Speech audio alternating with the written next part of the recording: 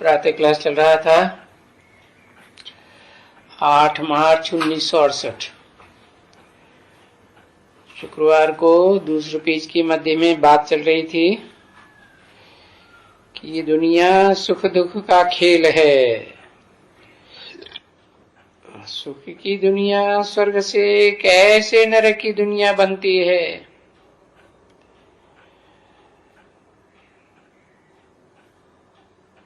दुनिया में कोई को पता नहीं है। मुख से कहते तो जरूर हैं, किसको समझाने के समय में सुख दुख का खेल बना हुआ है, आवागमन का खेल बना हुआ है। बस आवागमन तो होता है, पर सारी सृष्टि के आदि मध्य अंत को तो कोई भी नहीं जानता।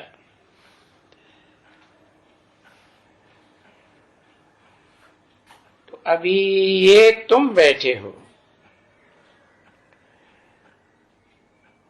और ये भी तुम्हारी बुद्धि में आता है। सभी जो आत्माएं हैं, उन आत्माओं का बाप कोई जरूर है, क्योंकि आत्माएं सभी बुलाती हैं परमात्मा को।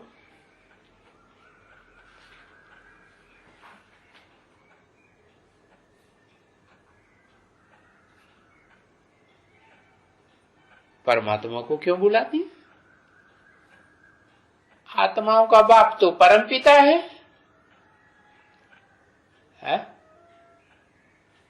कारण क्योंकि आत्माओं का बाप परमपिता निराकार है, और निराकार का बच्चा भी निराकार ही होना चाहिए या साकार? निराकार। तो जो निराकार बने और जो बड़ा बच्चा निराकार पहले बने, उसी को वर्षा देगा ना, है? तो वो तो एक ही मनुष्य सृष्टि का हीरो पार्टधारी आदम है, जिसे आदिदेव कहते हैं भारत में। गीता में नाम अर्जुन रख दिया है। जो आदिदेव सृष्टि के आदि में था,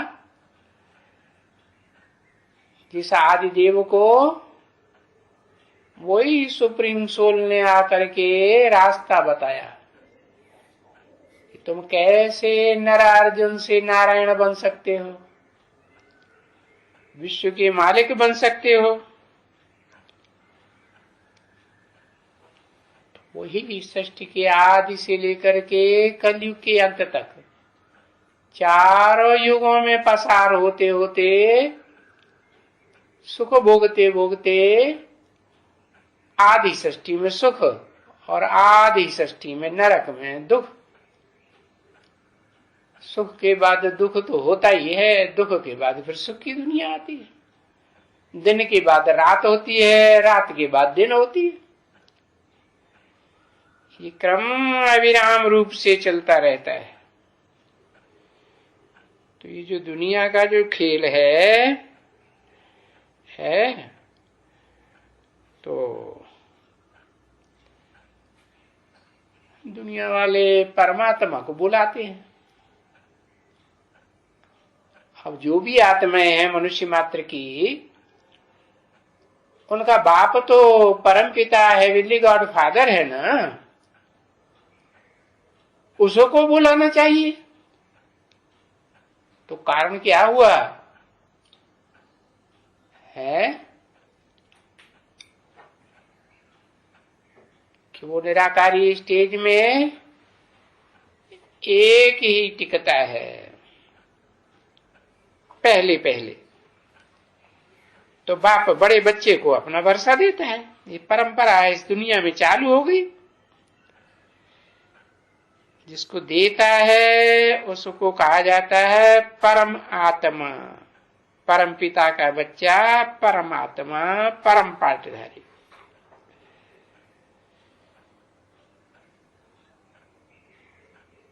जब इनको दुख होता है, यहाँ जब बहुत आके इकट्ठे हो जाती हैं आत्माएं, और कलयुग का ये समय आता है तो वो बाप आते हैं।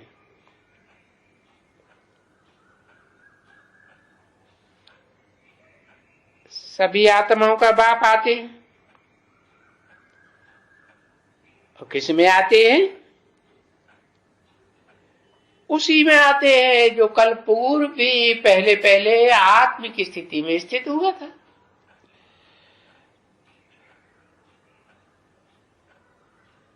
आदम में आते हैं, सृष्टि के आदि पुरुष में आते हैं,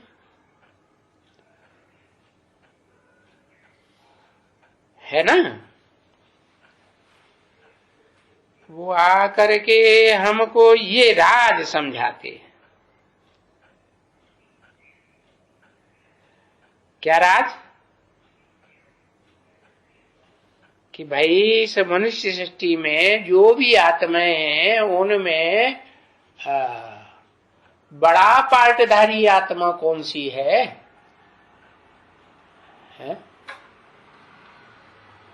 वही है जो निराकार बाप की निराकारी भाषा को समझता है।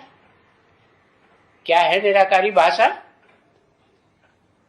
रूहानी भाषा है या जिस्मानी भाषा है? रूहानी भाषा है। तो जो समझता है वो फिर दूसरों को समझाता है, सारी सृष्टि को समझाता है। तो ये बहुत बड़ा हुआ। बहुत बड़ा किसके मुकाबले? बच्चों के मुकाबले बाप मनुष्य सृष्टि का बहुत बड़ा। बहुत बड़ा का क्या मतलब? जो भी ब्रह्मा के नौकरियों के ब्राह्मण हैं, या इब्राहिम के इस्लामी हैं, बुद्ध के बौद्धि हैं, क्राइस्ट के क्रिश्चियंस हैं, उनके जो भी फॉलोअर्स हैं वो सभी फॉलोअर्स है मनुष्य मात्र।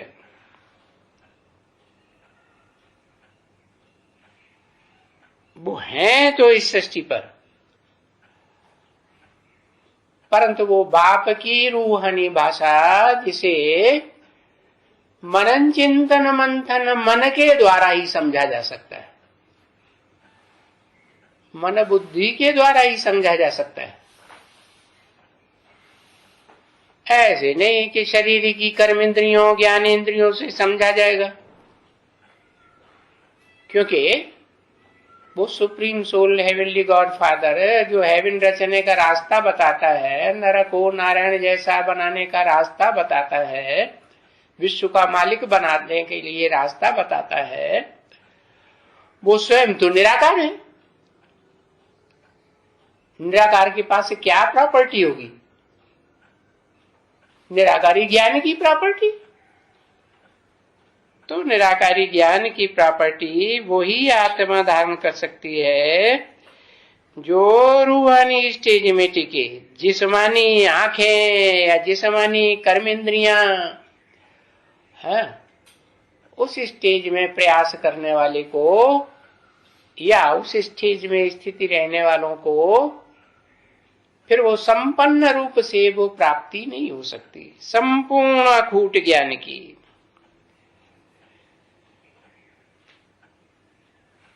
तो फिर ये स्वर्ग का राज्य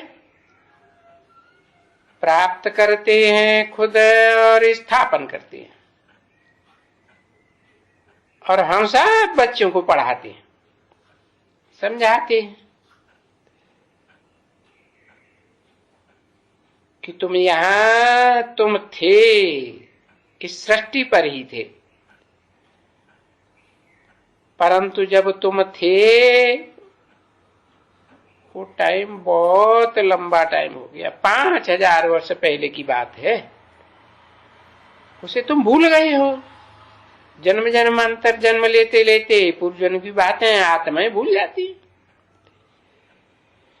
तो ऐसे तो कोई मनुष्य तुमको नहीं कहेंगे कि तुम ही थे, नहीं, और तुम ही सूर्यवंशी थे। जो ज्ञान सूर्य है शिव है, चैतन्य क्या जड़ सूर्य, चैतन्य ज्ञान सूर्य है शिव है, उसके वंश में तुम ही पहले पहले पैदा हुए। ऐसा कोई मानेगा?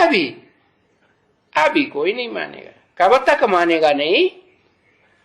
जब तक तुम बाप समान निराकारी स्टेज में स्थिर सदाकाल के लिए नहीं हो जाते है। जब हो जाते हो तो बाप समान स्टेज होने के कारण सभी मानेंगे। क्यों? निराकारी स्थिति है तो निराकार आत्मा, जो भी मनुष्य मात्र की आत्माएं हैं, साकारी शरीर को धारण करने वाली, नंबरवार पुरुषार्थ अनुसार देह अभिमान वाली, उनमें प्रवेश कर सकती है या नहीं कर सकती है? कर सकती है, क्योंकि सूक्ष्म ते सूक्ष्म होगा तो बड़े रूप में प्रवेश करेगा। जिनमें बड़ा देह अभिमान है तो उनमें प्रवेश कर सकता है ना। है? तो बताया वो बाप मनुष्य सृष्टि का कौन है? आदम, एडम, आदिदेव या अर्जुन है। विश्व का बादशाह कौन है? सारे विश्व पर कंट्रोलर है। तो कहेंगे उस बाप का भी कोई बाप है, और वो आत्माओं का बाप है। क्योंकि सुख भोगते भोगते वो आदम की आत्मा भी तो देहाभिमानी बन पड़ती है ना, संग के रंग में आते आते है? नहीं बनती? बनती है। हाँ, और आत्माएं जल्दी देह के संग के रंग में आ जाती हैं, और वो धीरे धीरे धीरे नीचे उतरते उतरते आखिर पूरा नीचे उतरता है या नहीं उतरता? उतरता है। तो जब नीचे उतरता है तो देहभान में आ जाता है। क्या देहभान? वही जो दुनिया वालों में देहभान, खास होकर के भारतवासियों में देहभान आया। शिवोहम ब्रह्मास्मि, आत्मा सो परमात्मा। हम ही आत्मा है, हम ही परमात्मा। ये भान आया या नहीं आया? अंतिम जन्म में आया।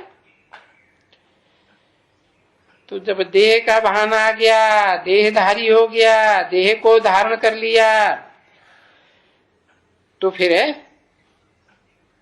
देह का बाप याद आता है या आत्मा का बाप याद आता है? देह का बाप याद आता है।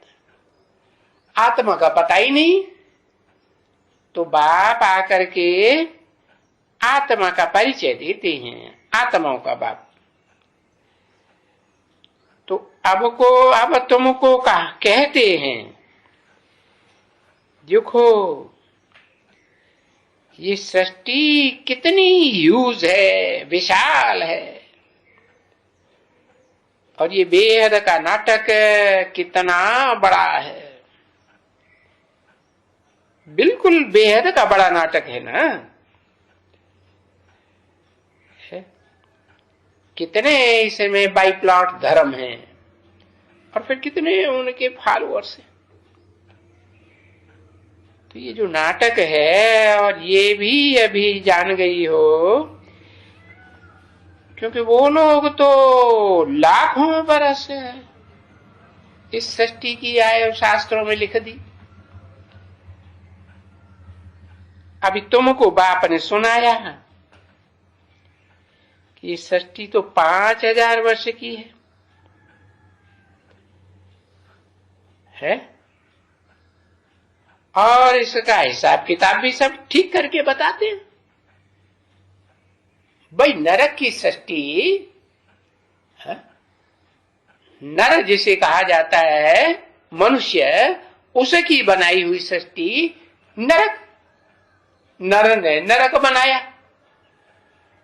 और नरक को नारायण किसने बनाया? नरक को नारायण उसने बनाया जिसने उसे मनन चिंतन मंथन करना सिखाया। कैसे? कर्मेंद्रियों के द्वारा, ज्ञानेंद्रियों के द्वारा नहीं, मन बुद्धि, बुद्धि मन को कंट्रोल कर सकती है। अगर मन को खुला छोड़ दे, लगाम ढीली छोड़ दे, तो घोड़ा मन रूपी तेज दौड़ता है। तो बताया कि ये सृष्टि जो है 5000 वर्ष की है, लाखों वर्ष की नहीं है।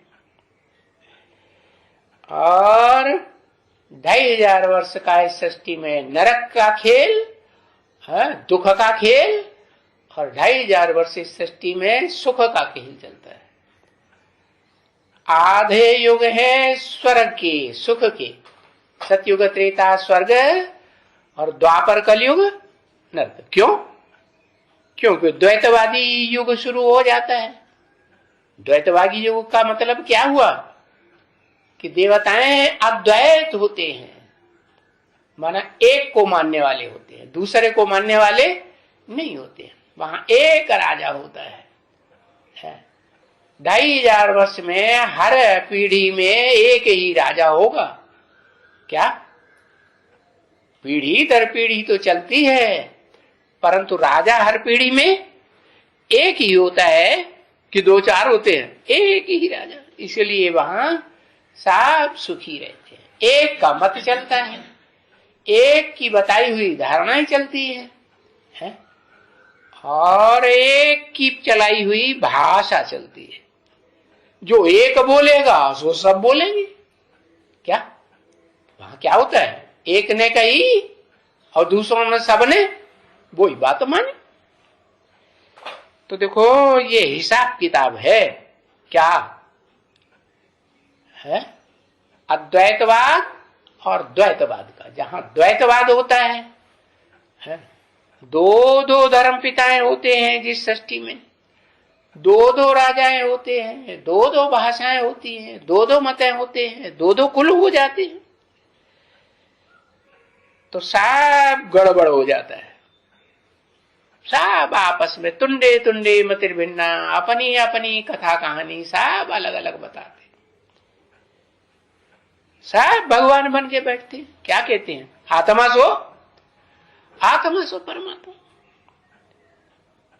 कह देते हैं। खुदा तो जर्रे जर्रे में है, भगवान तो कण कण में व्यापी है। अरे भगवान को मुट्ठी में मिलाई दिया है और खुद अपने अपने को ऊंचा बना करके बैठ गए। सब में देह अहंकार भरा हुआ है। क्या अहंकार माने? अहं माने मैं, कार माने बस मैं ही जो कुछ हूं, करने वाला हूं, मैं जो करूंगा सो होगा, ऐसे समझने लग पड़ते।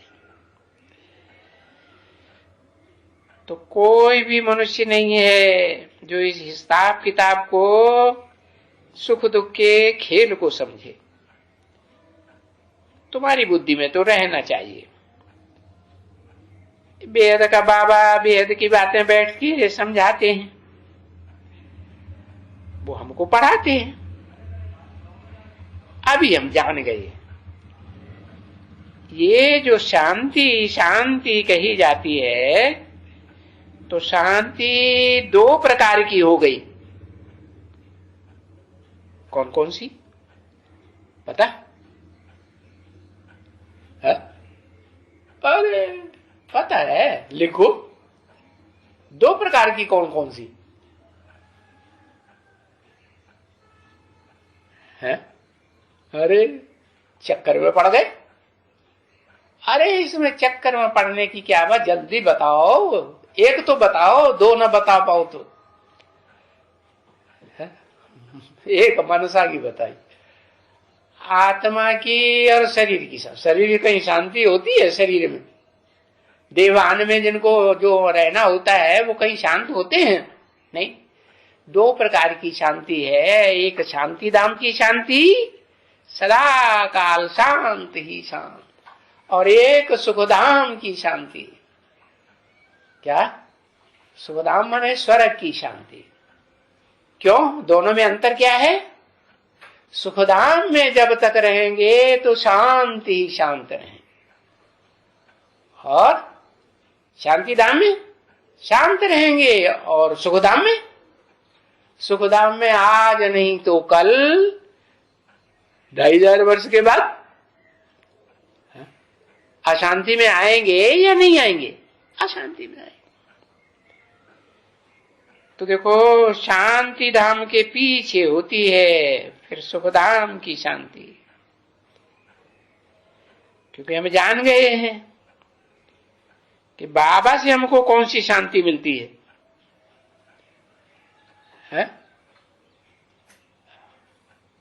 सुखधाम की शांति मिलती है शिव बाबा से, या शांति धाम की शांति मिलती है?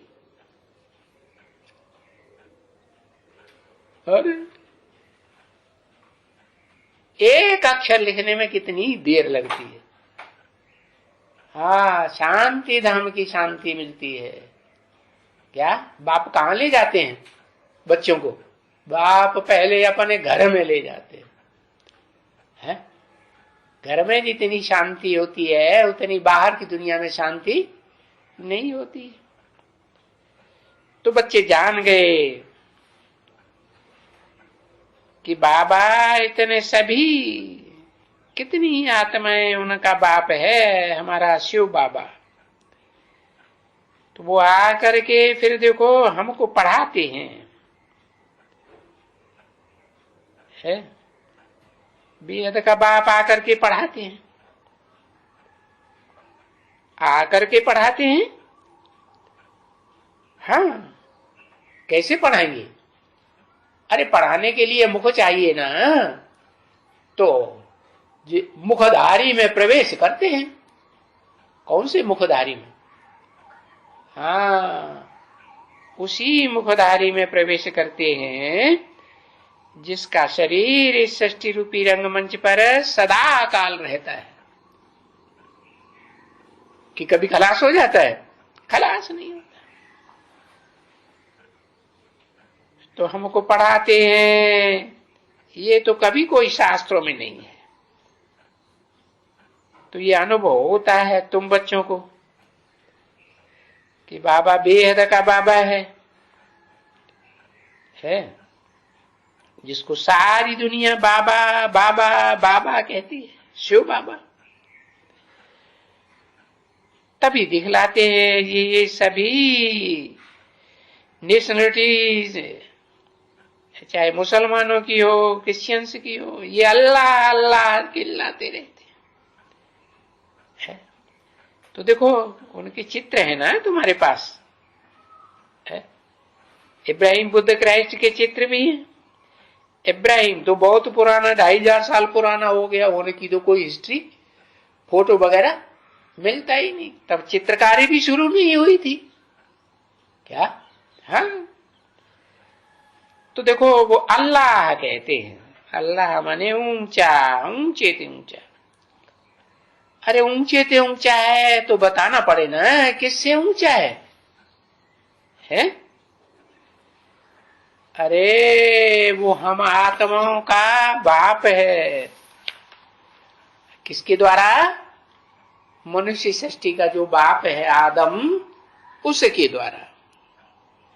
इसलिए उनको अल्लाह कहा जाता है। अल्लाह का मतलब क्या हुआ? सबसे ऊंचा इस मनुष्य सृष्टि में। अल्लाह कहो या बापों का बाप कहो, बाकी उसका बाप कहेंगे सुप्रीम सोल, वो तो देहधारी है। देहधारी तो तभी इस सृष्टि पर काम करता है जब तक उसमें आत्मा है। तो असल में क्या है?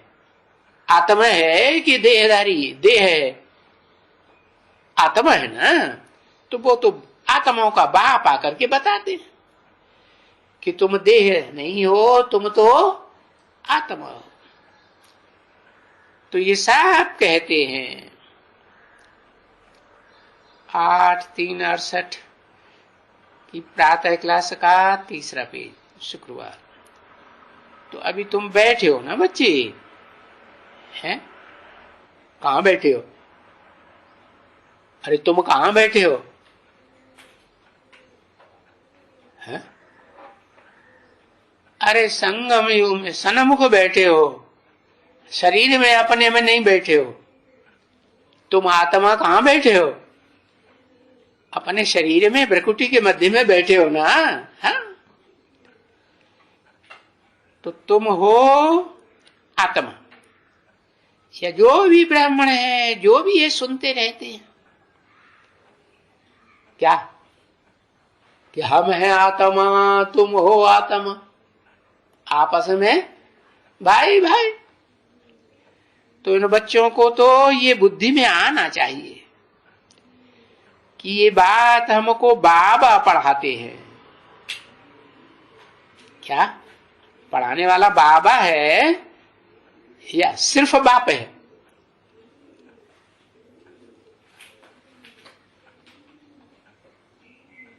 हाँ, पढ़ाएगा तो बाप तब ही जबकि वो साकार में प्रवेश करके बाबा बने। नहीं तो वो तो सिर्फ आत्माओं का बाप है या बाबा भी है। बिंदु बिंदु आत्माओं का बाप बिंदु, वो बाप है या बाबा है? बाप है। हाँ? तो बताया वो साकार तन में आकर के पढ़ाएगा तो बहुत ऊंचा पढ़ाएगा। इसकी पढ़ाई तो सबसे ऊंची होगी। किसने कहा इसकी पढ़ाई? और किसको कहा किसकी पढ़ाई है?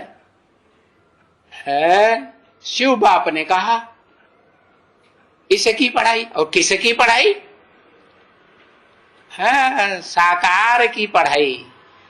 जिस मनुष्य साकार मनुष्य सृष्टि के साकार मनुष्य में पहले मनुष्य, वो क्या नाम, पहले नहीं, अनादि, जो अनादि सृष्टि का देहधारी है उसकी पढ़ाई तो सबसे ऊंची होगी। क्योंकि उससे ऊंचा तो इस सृष्टि में कोई होता ही नहीं। देहधारी कोई होता है? कोई नहीं होता। तो अंदर में ये सारी बात रहनी चाहिए। तो ये अभी थोड़ी ही रहनी चाहिए, ये तो तुमको सारा दिन रहना चाहिए। क्योंकि जानते हो कि अभी बाबा हमको मिला हुआ है और सभी आत्माओं का बाबा है? इस मुकर्रर रथधारी के द्वारा वो सभी आत्माओं का बाबा है कि नहीं? प्रवेश किया तो बाबा हुआ ना। तो वो बैठ करके हमको पढ़ाते हैं। ये तो कभी कोई ने सुना नहीं होगा, न कोई से किसी ने बात किया होगा। तो वो ही तो बात बोलते हैं ना कि मैं जब आता हूं तो तुमको सारी बातें नहीं सुनाता और नए किस्म से पढ़ाता हूं। ऐसे नहीं कि पुराने तरीके से पुरानी बातें ही सुनाता रहता हूं, वो भी सुनाता हूं, लेकिन नई बातें भी ऐड करता रहता हूं। ओम शांति।